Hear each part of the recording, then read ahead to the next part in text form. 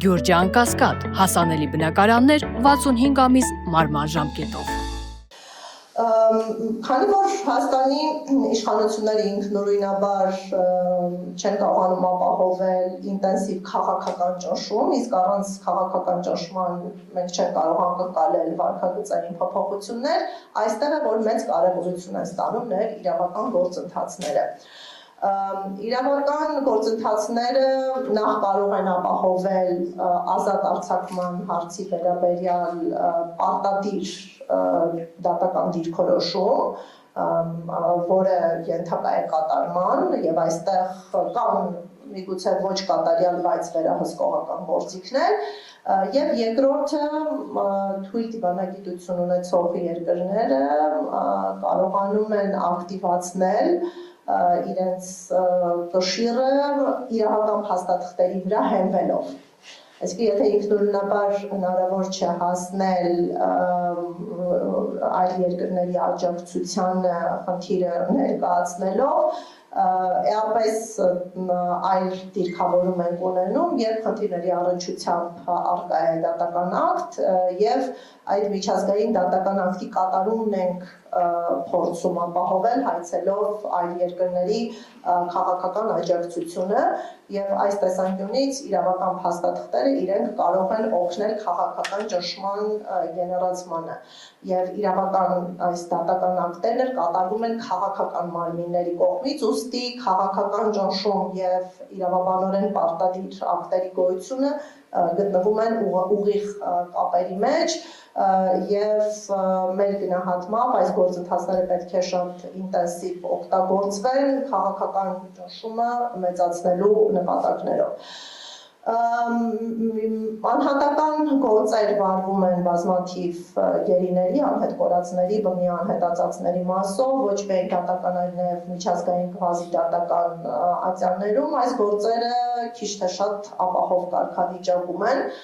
մեզ երբեմն ընտանիքները դիմում են հետաքրքրվելու համար, թե արդյոք միջպետական գանգատների հրաժարումը կարող է հետևանք ունենալ անհատական գործերին, այս պատասխանը միանշանակ ոչ է եւ միջպետական գործերի հրաժարումը չի հանգեցնելու անհատական գործերով մեր դիրքորոշումների վերանայմանը, ճիշտ հակառակը ինտենսիվանալու է աշխատանքը նոր անհատական կամ խմբային հայցեր ներկայացնելու ուղղությամբ, սակայն այդ հարցն է առաջանում, իսկ ինչպիսի պետք է լինի այն անձանց ճակատագիրը, ում իրավունքների պաշտպանությունը իրականացվում է միջպետական գանգատի շրջանակներում, ձեզ տեղյակ պահեմ, որ 23-ից 22-ի շահերը մարդու իրավունքների եվրոպական դատարանում ներկայացվում են միջպետական գանգատի միջոցով։ Բոլոր նախկին եւ ներկա ղեկավարների գործերը ներկայացվում են միջպետական գանգատի միջոցով եւ միջպետական գանգատից հրաժարումը նշանակելու է, որ նրանց իրավունքների առնչությամբ այլևս իրավական պետք գոյություն չունի, խնդրի հանգուցալուծումները մնալու են ոչ իրավական տիրույթներում, որտեղ կարծում եմ Հայաստանը որևէ նշանակալի հաղթական պարտություններ չի կերտել։ Մենք որոշակի մոտեցումներ ունենք, երկհային ռազմավարություն, տարբեր թիմերով քննարկում ենք, այդ քննարկումներից մեկը հանգում է նրան, որ տուժած անձինք, զոհերը, իրական զոհերը, ում իրավունքների պաշտպանությամբ ներկայացվել են միջպետական գանգատներ, պետք է ստանան դատավարական կարգավիճակ մարդու իրավունքների եվրոպական դատարանում, օրինակ 3-րդ անձի կարգավիճակ, եւ այս կարգավիճակը շնորհվելու դեպքում, որտեղ դատարանը ունի հայեցողական լիազորություններ, նրանք կարող են միջնորդություններ ներկայացնել եւ որոշակի դատավարական իրավունքներ իրացնել, նպատակը հրաժարման դեպքում հրաժարումներին առարկելն է, այստեղ անկեղծ ասած դատական պրակտիկա չկա, որտեղ չկա մի դեպք, երբ միջպետական գանգատից հրաժարվել են։ Կան արձանագրված դեպքեր, երբ միջպետական գործերով հաշտության համաձայնություններ են կնքվել, բայց մենք չունենք եզակի դեպք, որ միջպետական գանգատից հրաժարվել են, որպեսզի այդ գործընթացի այլ դետալներ կարողանանք վերլուծության ենթարկել, բայց անհատական գործերով մի այսպիսի մոտեցում կա, ինչը վերաբերել է բացառապես մարդու իրավունքների եվրոպական դատարանին, որ եթե անգամ անհատը հրաժարվում է գանգատից, բայց արդարադատության շահերը պահանջում են գործի քննություն, ապա եվրոպական դատարանը կարող է մերժել այդ հրաժարումը եւ շարունակել գործի քննությունը։ Օրինակ կան դեպքեր,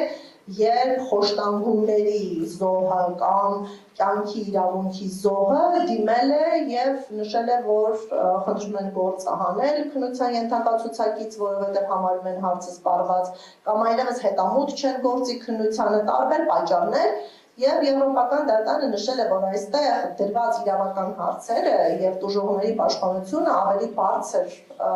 իրավական նշանակություն ունեն եւ արդարադատության շահն է պահանջում ձևավորել իրավական դիրքորոշում եւ հասնել տուժողների պաշտպանության։ Հիմա կարելի է փորձարկել այդ մոտեցումը, որ տուժողների խումբը ներգրավի եւ նշվի, որ այստեղ հրաժարում է կատարում մի սուբյեկտ, որի իրավունքները չեն խախտվել եւ այստեղ գործել է իշա երրորդ անձանց եւ երրորդ անձինք հետամուտ են, ցանկանում են հետամուտ լինել իրենց իրավունքների պաշտպանությանը եւ խնդրում են դատարանին չընդունել հրաժարումը արդարադատության շահը վերդասելով կողմի դիրքորոշումից։ Բայց մենք հասկանում ենք, որ այստեղ դատարանն է որոշում կայացնում, դատական քաղաքականության խնդիր է եւ չմոռանանք, որ դատարաններն էլ զգայուն են ռեգիոնալ կամ տենց ունիվերսալ քաղաքական զարգացումներին եւ այդ տենդենսների մեջ կարող են համապատասխանեցնել իրենց գործելակերպը։ Բայց անգամ եթե այդ հրաժարումը տեղի ունենա, այս գործընթացը լեգիտիմ հիմք կստեղծի, որ տուժողները ինքնուրույնաբար դիմեն դատարան եւ նշեն, որ 4-ամսյա ժամկետը ոչ թե հաշվարկվում է ավելի վաղ փուլից, այլ այն պահից, երբ տեղի ունեցել հրաժարում, քանի որ նրանք տեղեկացված են եղել իրենց իրավունքների պաշտպանության մասին միջպետական գանգատի շրջանակներում եւ հասկանալի է, որ ինքնուրույն գործելակերպի կարող էին չդիմել։ Այս ճանապարհով մենք գոնե կարող ենք հասնել ժամկետների նորոգման եւ արդեն անհատների անունից անհատական կամ խմբային հայցերի ներկայացման։ Իրավական թիմը նման երկհային ռազմավարություն ունի, ինչը կարող է որոշակի չափով կոմպենսացնել եվրոպական դատարանում միջպետական գանգատից հրաժարումը, բայց նշեմ, որ նման կոմպենսացնող հնարավորություններ անհատների համար գոյություն չունեն արդարադատության միջազգային դատարանում, որտեղ որպես սուբյեկտ կարող են հանդես գալ միայն պետությունները, փոխարինող կարող են լինել այլ պետություններ։ Օրինակ, չգիտեմ, Ֆրանսիա, Նիդերլանդները Հայաստանի հրաժարումից հետո այո հնարավորություն ունեն նույն խտրականության կոնվենցիայի հիմքով հայց ներկայացնել Ադրբեջանին, բայց կրկին էլի բախվելու ենք այդ քաղաքական հարցին, որքանով նպատակահարմար կլինի Հայաստանի կողմից միջպետական գանգատների հրաժարման պարագայում համոզել երրորդ երկրներին հայց ներկայացնել ընդդեմ Ադրբեջանի։ Նրանք կունենան շատ լեգիտիմ պատճառ մերժելու այդ հայցերի ներկայացումը, չնայած արդեն իսկ կան արձանագրված դեպքեր, որ զուտ մարդու իրավունքների նկատառումներից ելնելով երրորդ պետություններն են դիմում, ոչ թե իրավական շահագրգռություն ունեցող պետություն, ուղղակի այդ պարագայում նրանք ի սկզբանե են դիմել եւ հրաժարումներ չկան ամենաշահագրգիռ պետության կողմից, սա նորից դիվանագիտական տեսանկյունից բարդացնում է խնդիրը, բայց տեսական հնարավորության մակարդակով այո արդարադատության միջազգային դատարանում փոխարինող կարող են լինել Հայաստանից զատ այլ երկրները։